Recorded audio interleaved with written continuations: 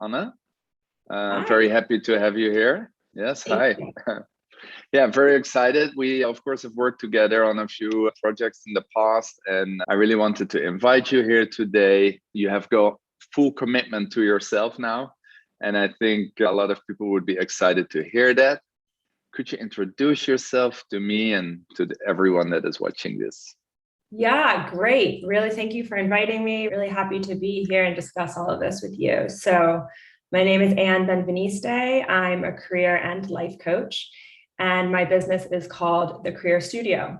And what I do is I help people redesign their careers so they align with who they are, what interests them, what matters to them, and the impact that they want to make in their life. It's not about having work in one sphere and life in the other, or just making work your whole life and you're always working, but really bringing these two areas into alignment so that what you do for work is really just an extension of who you are in life. So it's really about being really natural and fun and ultimately rewarding. And yeah, I've been building this business for about 3 or 4 years, but have formally left the corporate world and I'm now doing this full time since April. Yeah.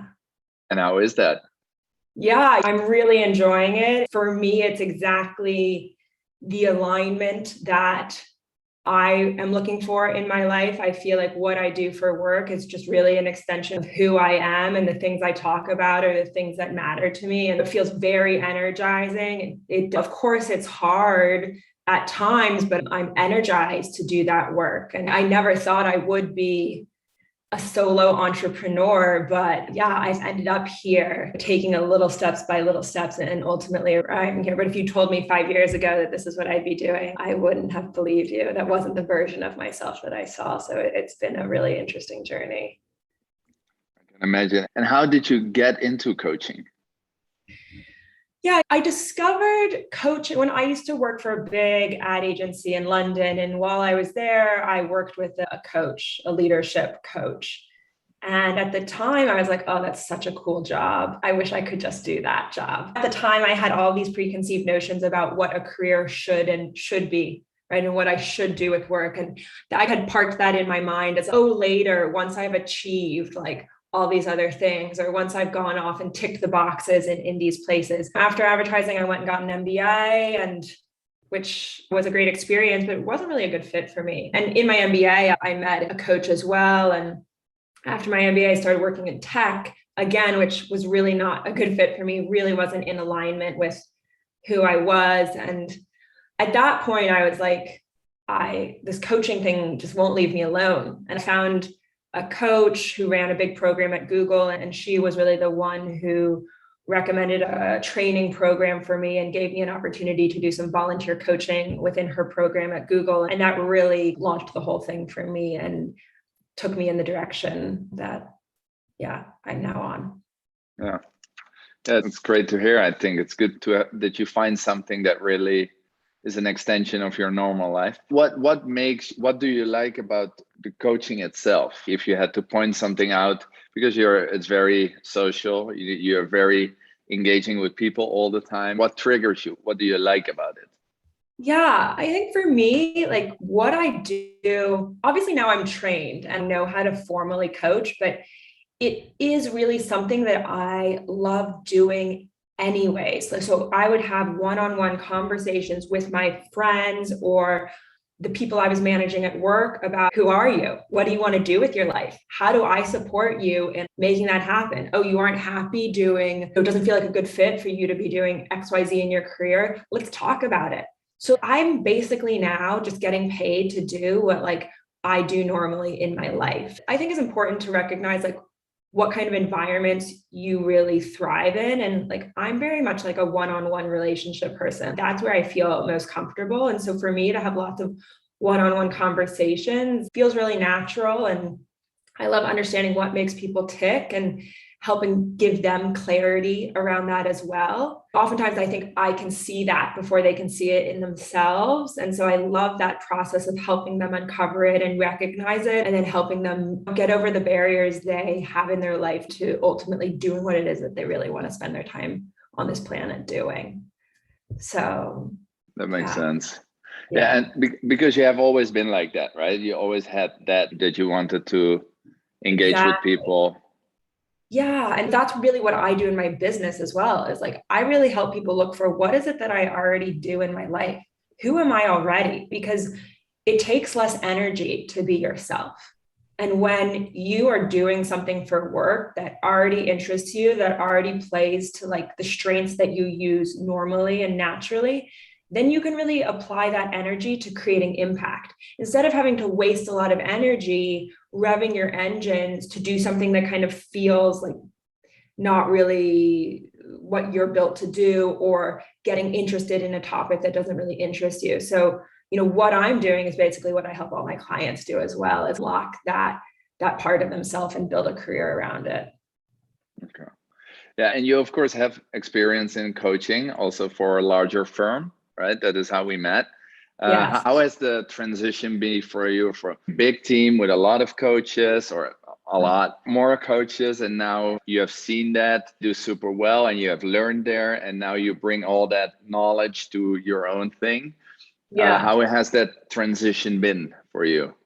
Yeah. So for me, working at Fast Forward was an incredible experience. A training and coaching company, and they go into Fortune 500 companies and they train their teams on how to live better lives, build better careers. And also they have a one-on-one coaching practice. And when I knew I wanted to leave tech, I was really looking for some sort of transitional role. And Fast Forward ended up being that for me, because I ended up working in marketing there, which was my background, but getting exposure to like a big company that really I could think about myself as a coach in many different ways. And they were always talking about different themes and different leaders in the industry. So I was really exposed to like lots of different elements of coaching and training. And so I was able to try on, do I want to work internally at a large company? But ultimately, is that something I want to do? Do I want to develop workshops for people, et cetera? So ultimately that space gave me the realization that if I wanted to coach the way I wanted to coach, right, and have that freedom, if I wanted to really be able to focus on the topic that interests me the most, if I wanted to have the income opportunity and not have a ceiling basically on my income potential, then the solution for me really was to start and run my own business. And that was a realization I got at Fast Forward. There's less structure, right? And there's less experience and there's less budget, but I have incredible amount of freedom and I'm really able to focus on the things I want to focus on. And that's really rewarding. So yeah, on a day-to-day basis, I really just focus on three things. Like one, marketing, like generating leads and in a very small way. Two, sales, converting the leads that do come in. And then three, just over delivering to my clients and really being the best coach I can be at delivering the clients exceptional results in their life. That's the best. That's really where I want to spend the most amount of my time at this stage of my business. And do you feel comfortable with sharing some results so far?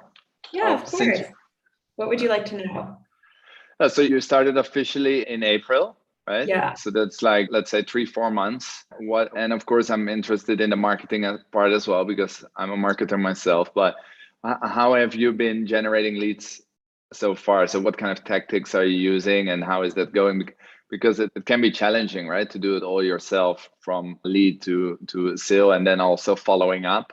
So first of all, how do you get your results? And then second of all, how are you able to keep up with all of that?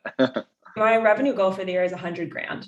And I need 20 clients during the year to meet that goal. That's 20 people that I need to convert. And I really am focused at this, like up into 100 grand. For me, I really wanted to focus on getting my brand voice right, like figuring out exactly who my best customers are. I've been coaching previously, but not with the formality and the program that I have developed over the past 12 months. If I think about this year as really like the first year that I am like using my program. So I market on LinkedIn. I have about 2,000 followers and they mostly all know me through in some way, right? Through work or through school. And I post there like my philosophy, my story, and I get a lot of engagement on that platform. I also have an email list, about 500 people. Again, all people who know me. There's a lot of crossover between those two networks on LinkedIn and in my email list.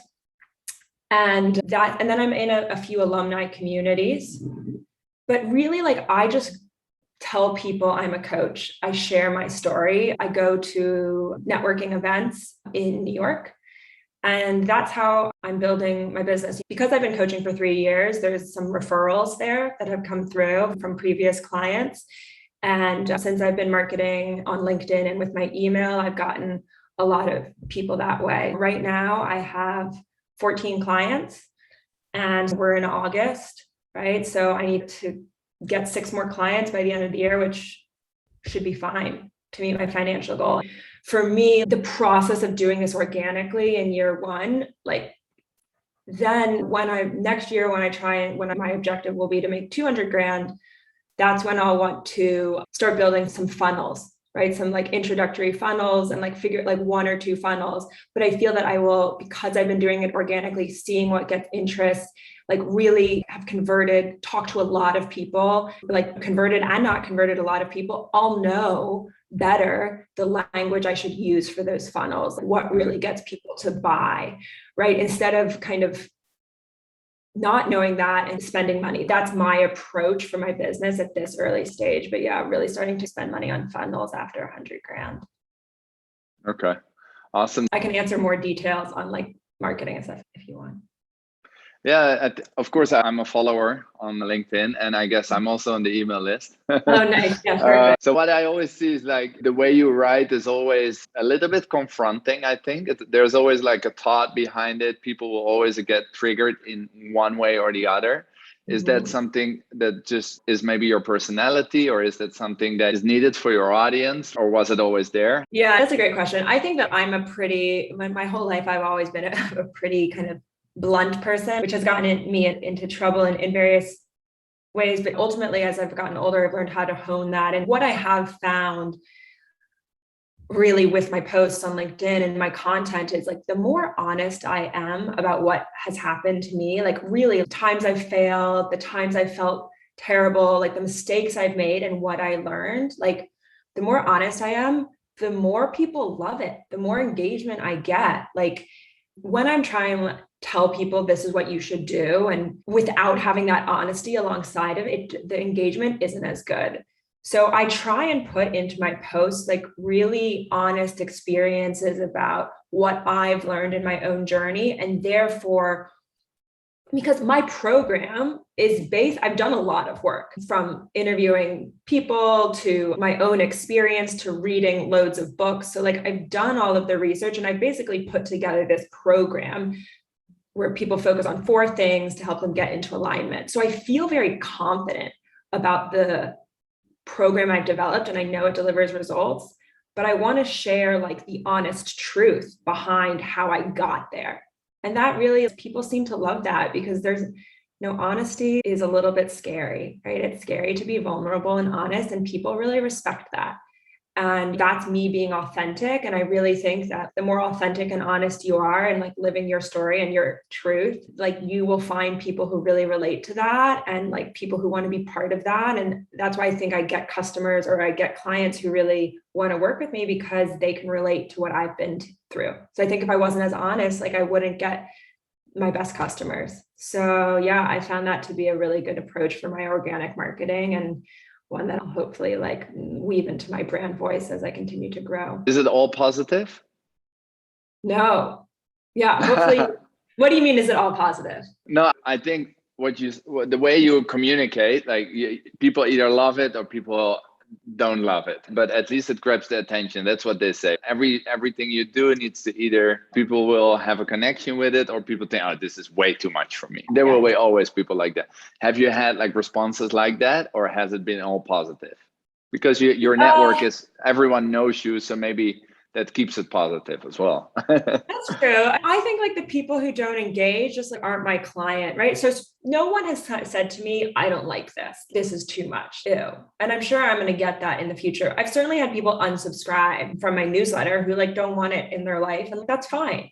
The way I think about it is I want to be polarizing. I want to say stuff that like matters to me because that's how I create my tribe. That's how I create my clients. So if I try and please everyone, I won't have a brand. You have to have an opinion. You have to be honest. So bring on the haters. Great. That means I'm doing something right. It means I'm developing a community. Yeah, I think you have to have an opinion to develop followers. And with an opinion comes people who won't agree. So I haven't had really anything confronting yet, but I imagine I will in the future. Yeah, that means you're growing. So that's fine as well. Yeah, exactly. Exactly. It is a 50-50 positive, negative experience. And I think what really helps grow a business is just being open to the realities that like you will go through negative things, right? Being open to making mistakes, of feeling ashamed, of feeling embarrassed. If I can open myself up to that inevitability, then there's nothing that I can't do. That's really what I teach my clients, is this 50-50 of life. And when you stop trying to solve for only being positive, only staying in the good feelings, that's when you're really alive. That's when you really can create awesome things in your life. So yeah, bring it on. Bring it on. Yeah. Yeah, that's good. That's good. I like it. Is the coaching, is it fully live, or is it, are you also having parts on demand? No, yeah. So right now I'm all live. I just have one-on-one clients. We meet every week for 6 months. And I'm really focused on that until like probably 150, 200 grand. And then I will probably do groups. And after, see how my program works in group and adjust it for groups. And after groups, I will then I will create on-demand content. So that's my plan for scaling my business. I know everyone does it slightly differently, but for me, I think having all of that one-on-one live coaching experience really helps me understand, like, what are people's problems? What do they need solving? Like, how do I teach to a group? So then when I do create the program that's on demand, I'm really confident about what I need to say to help the most amount of people. Yeah, that makes sense. Like, the early feedback from the audience is, of course, super important for your long-time growth. Who is your ideal audience? Yeah, so my audience, typically it's people between the ages of 28 to 35. And they have gone to brand name schools, and they are working at brand name companies, and they're realizing that they thought that would be the recipe for kind of success and fulfillment.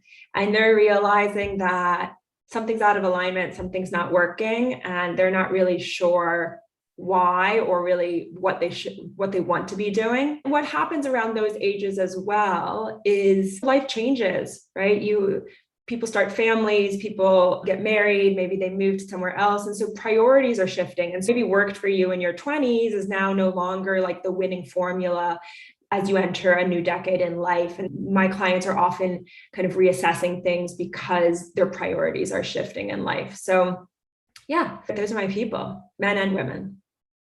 And is there any shared story in the shift that they want to make? Of course, people are getting more into sustainability. They don't want to be working at brands anymore that have no respect for the future of the world. Is it these kind of things, or is it more like personal, where they say, okay, I don't want to have a career, but I want to have a career, but I also want to be a good mom? What are the conversations, without going into details? Yeah, of course. Yeah, there's themes, right? Most people, they want to do something that has an impact that they care about. And everyone's version of impact is different, but that's definitely a theme. And people just want to do stuff that really energizes them, right? They don't want to be doing something they don't really care about that much, or that doesn't feel like they're really using who they are. Maybe they're really good at organizing projects, but like they don't really enjoy that. They'd rather use different strengths. So it's really about, I feel this job doesn't feel in alignment with who I am and what matters to me. And I want to find something that does. But it also includes things like, I want more flexibility in my schedule, or I want to split my time between New York and Costa Rica. right? And I want a job that supports that. Or I now have 2 kids and I don't want to be working 80 hours a week. I want something that's a little bit more flexible. We have to combine, what I call it is the career triad, right? And you have that includes like your natural strengths, your interests, and your lifestyle priorities. And so we look at that in a holistic way. And once we're clear on that, we create your career around that. And that's how you really get into alignment. So yeah, you're right. Impact is a really big one, but impact us differently for different people. Yeah, that makes sense. Is it like, how far does it, because I understand the coaching part, you talk with them, they share a problem, and then how far does it go where your advisory support hand holding goes? Is that up to maybe you should go and try to work here, or is it more just talking and basically letting them share their own story and probably also the solution? It's a little bit of both.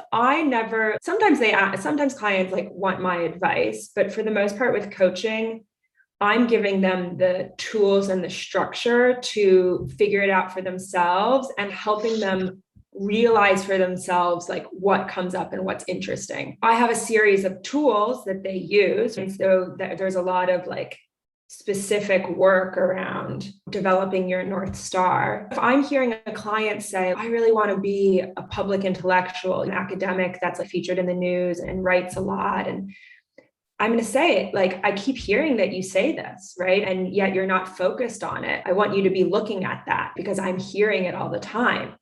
Or if they're saying like, oh, I really want to tell like stories about people who have overcome obstacles and I just want to tell great stories.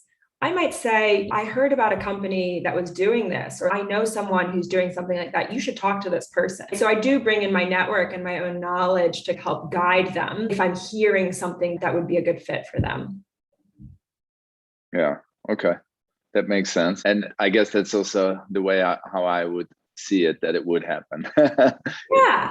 Yeah. Because otherwise you become more like a personal advisor, right? Yeah.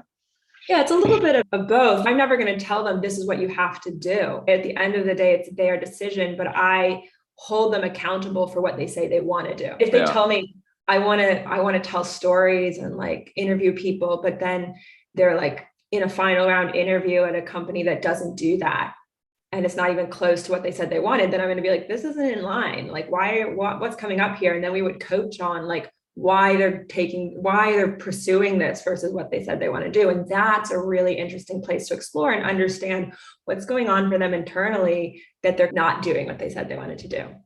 Yeah, that's funny. Yeah, it's a complete different set of new problems, right? Because people have been way more successful. There's a lot of money flowing around the world. Nobody has issues like, or not nobody, but not a lot of people in the US has certain issues anymore. And now it just shifts to different kinds of thing, right? How can I have an ideal career, or how can I position my life differently? It's completely different than 30 years ago, 20 years ago, 10 years ago. You're so right. And this is what I talk about all the time. We are in a unique time in history where it is genuinely possible for you to create a career that's in alignment with you. Even like, you're right, 15 years ago, like it wasn't possible the way it is now 20 years ago, right? There was a set of careers, you adapted yourself to them, you worked up the corporate ladder, you hopefully did well.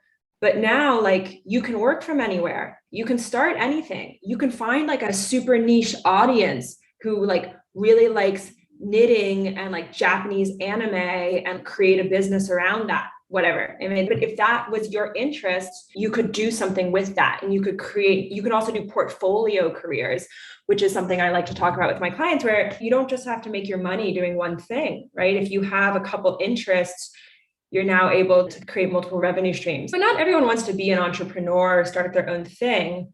But work itself and like the traditional work environment is becoming much more flexible as well. So yeah, we're at a unique part in human history. And like I say to my clients, grab it. Your life is being lived one day at a time. And there's no better time to get in alignment and do it on your terms. And it is now genuinely possible to do it on your terms. And that's really exciting. Yeah. I was just about to ask you to give your ideal audience like one good advice, but I think you just did it. Yeah, I think you just did it. Yeah. Because of course you have started and it's very recent, but you already have been building, right? So it's nothing new. Do you have a good advice for people like yourself or people that want to start for themselves and that want to coach? Do you have any good advice that other people could learn from you, from your experiences 100%, but also the years before? Yeah, I think I've made a lot of mistakes along the way. And I certainly, like when I first got my coaching certification, I was at a tech startup that wasn't doing well. And like, I just quit and I was like, oh, I'll just be a coach. And I really was not ready to be a coach. I just thought like clients would come. So it does take time to figure out, it takes time to figure out like who you are and what you want to do. And it's a good profession to build like on the side. It's easy to build on the side while you're doing something else. And I think ultimately what facilitated my transition to full-time coach was I have a really great business coach who I found, who has given me the structure and the tools to build my business. And because I have her and her community, like I have the tools and the confidence to do it myself. So I think if I didn't have her, I might still be doing it on the side. So my recommendation is like, find someone to guide you, right? If it's it could be a mentor for you. It could be hiring a coach like I've done. There's lots of business coaches out there. Find one that really like jives with you and support yourself. I think the biggest investment that you can make, the best investment you can make at the start of your coaching career, and if you're building your own business, is to invest in yourself and your business. So make your coaching as good as possible, invest in getting the training that you want, hire someone to coach you. Every coach should have a coach. So make sure you're getting that advice and it'll make the path forward cleaner and faster. I think that's great advice. Thank you. Yeah, definitely. Yeah, we are slowly going to wrap up, but I usually end up with a few questions still. Okay. One is about, because you have mentioned reading a few times, so I think you are a reader. Could you share maybe a few of your favorite books or podcasts that you like to listen to or read? Yeah, so I've read so many books about coaching on different areas. And I think one of my favorites is a book called Grit by Angela Duckworth. And that for me was a very pivot. Not only is it a fun read, a really easy read about what makes people successful is not actually their talent, but their grit, how gritty they are. And she defines what that is, but it's basically, how much you keep pursuing a goal and coming back and working on it. And what I learned in that book that really was one of the foundational concepts for me in my whole program that I've developed is that passion doesn't arrive one day fully formed for most people. But we think as a society that it does, right? You hear, from a young age, like Maya just loved music. She always wanted to be a musician. She became a musician. So people think they have to have this like fully formed idea to go out and pursue. But no, like in reality, for the majority of us, and this is what Angela Duckworth like shows in her book, is that passion emerges from the pursuit of your interests. So you want to just spend time cultivating your interests, like doing them. And from that, you're going to find something that really speaks to you. And that's how coaching emerged for me. It kept coming back to it, kept working on it, and then it emerged that way. So I love that book. It's an amazing book. From a podcast, and I can give more if you want more, but like from a podcast perspective, like I listen to so many coaching podcasts, but I thought I'd actually give a podcast that's not unrelated to coaching, which is I love music, and BBC Radio has an amazing set of music podcasts. If you like music, if you like discovering new music, if you want to be on the bleeding edge of what's new, there's really no better source than I've found than BBC Radio, especially their Channel 6, which you can get on their app. So that has a lot of different programs about new music and different genres with really great radio disc jockeys. And I listen to that most days, all day. And it really is fulfilling for me. Yeah, those would be my two recommendations. Okay. Thank you. How can people find you? Sure. So you can find me on LinkedIn. I post a couple times a week, or you can visit my website, which is www.thecareer.studio. And it has everything about me. And if you want to sign up for my newsletter, it's on there. So yeah. those would be the two spots. Yeah, perfect. I will link to that as well on the website, so people will. So I make it a bit easier for you. I appreciate that. I want to thank you. I think it was very interesting and very engaging as well. I think you have shared a lot of interesting insights and also gave away a bit of personality. So I enjoyed it a lot. I hope you did as well. Yeah, I love talking about my business. I love helping other people follow their dreams and use their time on this planet in the way that they really want to. So thank you so much for allowing me to do that. And I enjoyed answering your questions. And yeah, this is a cool program you've developed. So congratulations. And congratulations to you for building your own business and doing what you want in life. I love to see people doing that. So well done. Thank you. Thank you. I appreciate that. Of course.